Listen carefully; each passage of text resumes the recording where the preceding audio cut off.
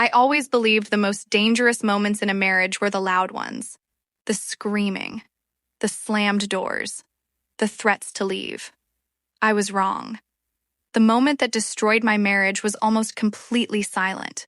No shouting, no tears, no accusations, just one sentence.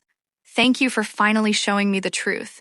At first, I honestly thought he was trying to make me feel guilty. I figured he'd cool off after a night's sleep. We'd have another uncomfortable conversation over coffee, apologize to each other, and life would go back to normal. That's how every argument between us had ended. Or at least, that's what I kept telling myself. Looking back now, I realize something that still keeps me awake some nights. People don't usually leave the relationship on the day they walk out. Most of the time, they leave long before that. I just didn't know my husband had already been gone for months. It was an ordinary Thursday evening. Nothing about that day felt important. Work had been stressful, and one of my coworkers suggested grabbing drinks after the office. "Just one drink," she said. One turned into three. Three turned into dinner. Dinner somehow became another round because everyone was laughing and nobody wanted the night to end. I glanced at my phone a few times. A couple missed calls from Noah. One simple text. "Everything okay?" I smiled to myself. He's probably just wondering when I'll be home. I typed back, "Running a little late." No explanation. No apology. Honestly, I didn't think I needed one. When I finally pulled into our driveway, the house looked exactly the same as it always did. The porch light was on. The living room lamp glowed through the curtains. Everything looked peaceful. I remember thinking, good, he's not mad. If only I had understood that peace isn't always a good sign. Sometimes, it's what comes after someone has stopped fighting for you. I walked inside, dropped my purse near the front door, kicked off my shoes, and smiled like nothing unusual had happened. "Hey," I called. Noah was sitting on the couch. The television was on, but I could tell he wasn't actually watching it. His eyes weren't focused on the screen. They were somewhere else. He looked exhausted, not physically, emotionally. Still, I didn't recognize it. "Sorry, I'm late," I said casually while heading toward the kitchen. I lost track of time. He looked over at me, then simply nodded. No problem. That was it. No questions. No lecture. No disappointment. Nothing. Oddly enough, his silence made me feel relieved. I poured myself a glass of water and started talking about my night. I told him about a coworker who almost fell off her chair laughing, about the bartender who kept getting everyone's orders wrong, about the ridiculous office gossip that had everyone laughing. Normally, Noah would have laughed too. He would have asked questions, made jokes, interrupted me halfway through the story just to tease me. But tonight, he never interrupted once. He simply listened, quietly, patiently, almost like someone listening to a stranger. That should have scared me. Instead, I kept talking. Because sometimes the loudest warning in a relationship isn't anger. It's silence. And I was about to discover exactly what that silence really meant. But what happened in the next few minutes changed everything. When I finally asked him one simple question, his answer wasn't emotional. It was terrifying. And that's when I realized I had completely misunderstood the man sitting across from me. I finally stopped talking and looked at him. The silence between us felt strange, not awkward, not uncomfortable, just unfamiliar. I frowned and smiled nervously. "You've been awfully quiet tonight." He looked at me for a second before answering. "I'm listening." That was all he said.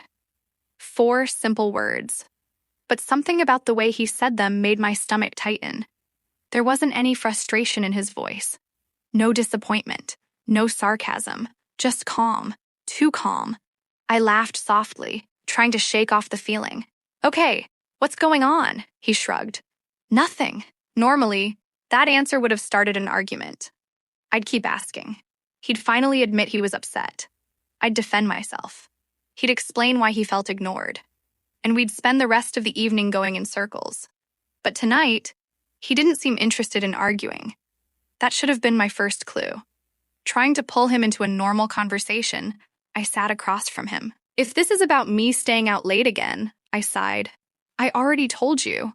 It wasn't a big deal. He nodded once. I know. I blinked. You? No? You're right, he answered quietly. It wasn't a big deal. For a moment, I actually felt relieved. See? I knew I was overthinking this. Maybe he was just tired. Maybe work had been rough. Maybe tomorrow everything would feel normal again. But then, he looked at me with an expression I'd never seen before. It wasn't sadness. It wasn't anger. It looked like acceptance. Like someone who had finally stopped expecting things to change. That expression made me uncomfortable. So, I asked carefully, "Are we okay?" He didn't answer immediately. Instead, he slowly stood up from the couch. Without saying a word, he walked toward our bedroom. I watched him disappear down the hallway. My heartbeat picked up. "What are you doing?" I called after him. No answer. I followed him. At first, I thought maybe he just needed space. Maybe he was changing clothes. Maybe he wanted to end the conversation. But when I reached the bedroom doorway, I stopped. Noah had opened the closet. He reached for the small black suitcase we always kept on the top shelf, the one we used for weekend trips. He placed it gently on the bed. Then, he started folding his clothes, neatly, carefully, without rushing. Without saying a single word, I stared at him, completely confused. "What are you doing?" I asked with a nervous laugh. He didn't look up, just kept folding another shirt. I laughed again, a little louder this time. "Come on, stop messing with me." Still nothing.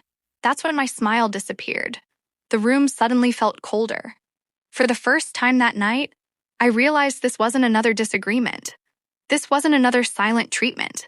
This wasn't another fight we'd laugh about a week later. Something was different. Something had already changed, long before I walked through that front door. And I had been the last person to notice. As I watched him place the final shirt into that suitcase, I asked one question that I instantly wished I could take back. Because his answer didn't just explain why he was leaving, it revealed that he'd emotionally left our marriage a long time ago. I stood frozen in the doorway, watching him pack one shirt, then another. Each movement was slow and deliberate, almost like he'd rehearsed this moment in his mind 100 times before. I finally stepped closer. "Noah, seriously." He paused for just a second but didn't turn around. "Can you please tell me what's going on?" He carefully folded one last sweater before looking at me. When our eyes met, I felt something I'd never felt before. He wasn't looking at me like a husband trying to win an argument. He was looking at me like someone saying goodbye. "I've been thinking for a long time," he said quietly. "Tonight just helped me stop pretending." My heart started pounding. "Pretending what?" He took a slow breath. "Pretending that if I explained myself one more time, maybe you'd finally hear me." I immediately became defensive. "I do hear you." He gave a small, almost sympathetic smile. "No, you hear my words, but you've never really heard what they meant."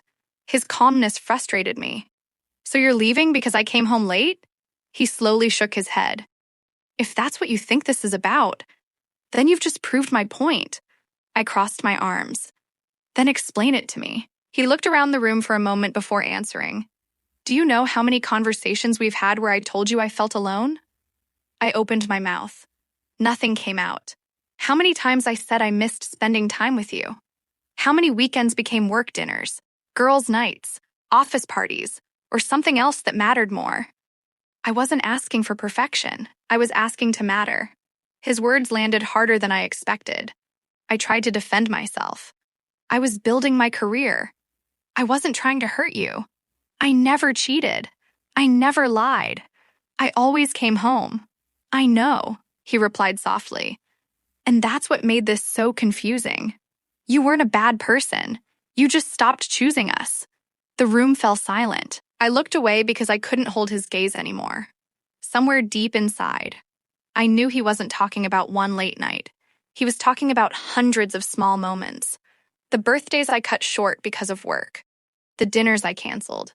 The conversations I rushed through while scrolling my phone. The promises of next weekend. The vacations we never planned. The life we kept postponing. I'd always assumed there would be more time. More chances. more tomorrows.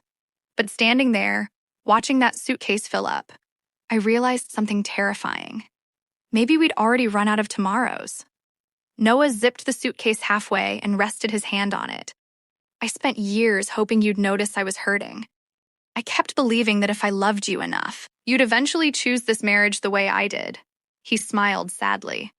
But love can't survive when only one person keeps carrying it. Those words hit me harder than anything he'd ever said. For the first time that night, I stopped looking for a way to defend myself and started wondering if I had already lost him. Then I asked him the one question I never thought I'd have to ask my own husband. Are you really leaving?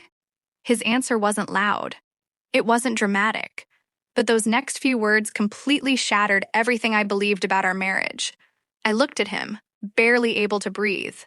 So, my voice cracked. Are you really leaving? For the first time that night, he answered without hesitation. Yes. There was no anger behind that word. No bitterness.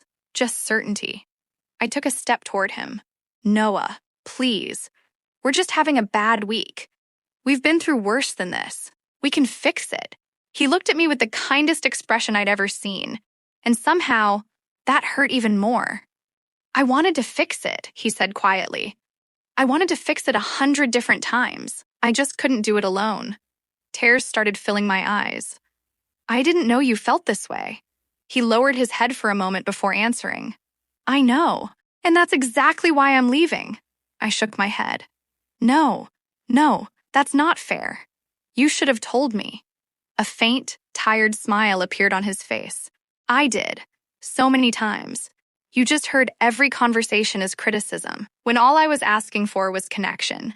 His words replayed years of memories in my mind. The evenings he'd asked me to stay home. The weekends he'd planned for us. The quiet dinners where he'd tried to start conversations I barely paid attention to. I remembered every moment. Only now, they looked completely different. I had mistaken consistency for permanence. I believed that because he was patient, he would always stay.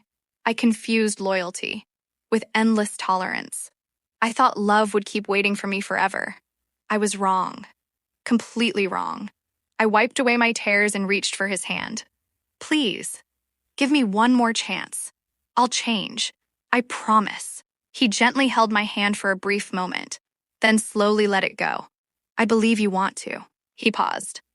But real change doesn't happen because someone is walking out the door. It happens when they were begging to be seen, and you chose to see them. Those words broke something inside me. I realized I wasn't fighting for our marriage. I was fighting the consequences of ignoring it.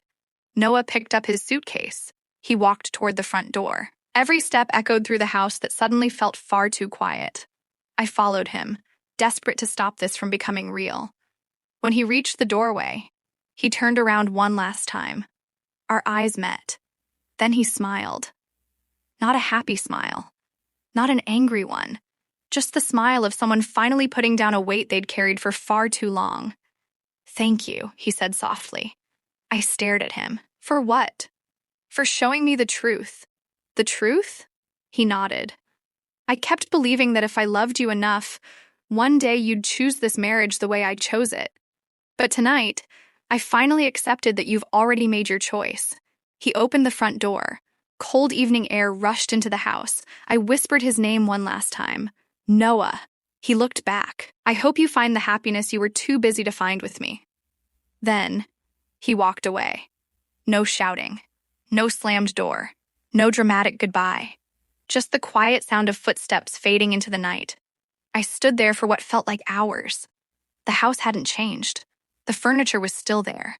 The pictures on the walls were still hanging. Everything looked exactly the same, except it wasn't home anymore. It took me months to understand what really happened that night. He didn't leave because of one late evening. He didn't leave because of one argument. He left because relationships rarely end in a single moment. They end through hundreds of tiny disappointments that slowly convince someone they no longer matter. And by the time I realized what I'd lost, he had already mourned the end of our marriage long before I noticed it was over.